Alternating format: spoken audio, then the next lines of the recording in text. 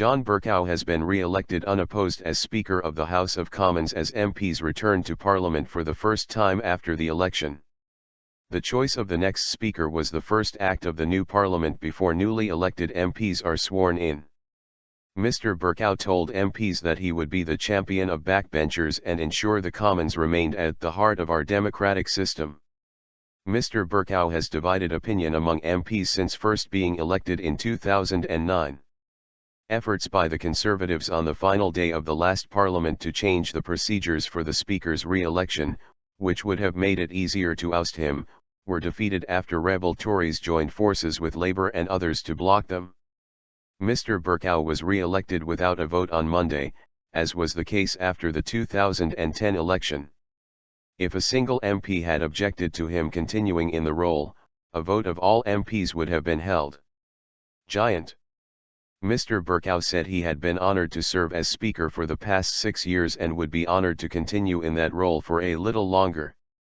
He said he would discharge his responsibilities effectively, efficiently, and fairly, holding the government properly to account. Prime Minister David Cameron, who has clashed with the Speaker in the past, congratulated Mr. Bercow and acknowledged the inclusive way in which he had upheld this office, always putting backbenchers first. Acting Labour leader Harriet Harman paid a fulsome tribute to Mr. Bercow, saying he was a giant in the office and, in her opinion, the best holder of the position she had known in more than 30 years in the House. Champion. His reappointment was also welcomed by Angus Robertson, the leader of the SNP's 56 MPs in Parliament, as well as by Nigel Dodds, leader of the Democratic Unionists in the Commons, and Dr. Alastair MacDonald, leader of the SDLP in Parliament.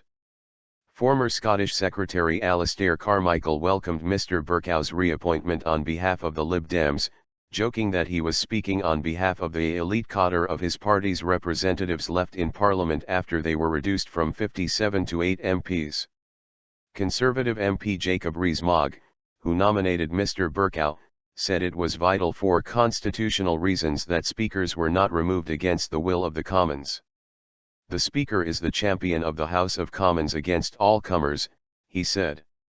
The champion of the Commons against the Lords, sometimes against the judges, but perhaps most particularly against the executive.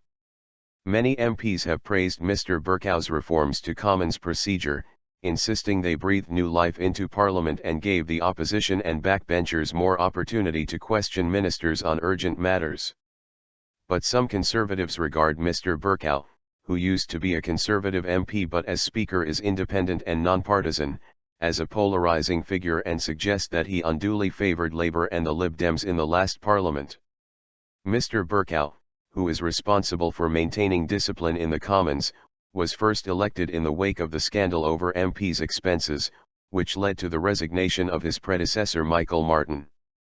Mr. Cameron and Ms. Harman also paid tribute to Sir Gerald Kaufman, the Labour MP who has become the father of the House, an honorific status denoting the longest-serving MP in the Commons. MPs will be sworn in over the next 3 days prior to the state opening of Parliament on May 27, when the Queen's Speech, the government's legislative programme for the year ahead, will be announced.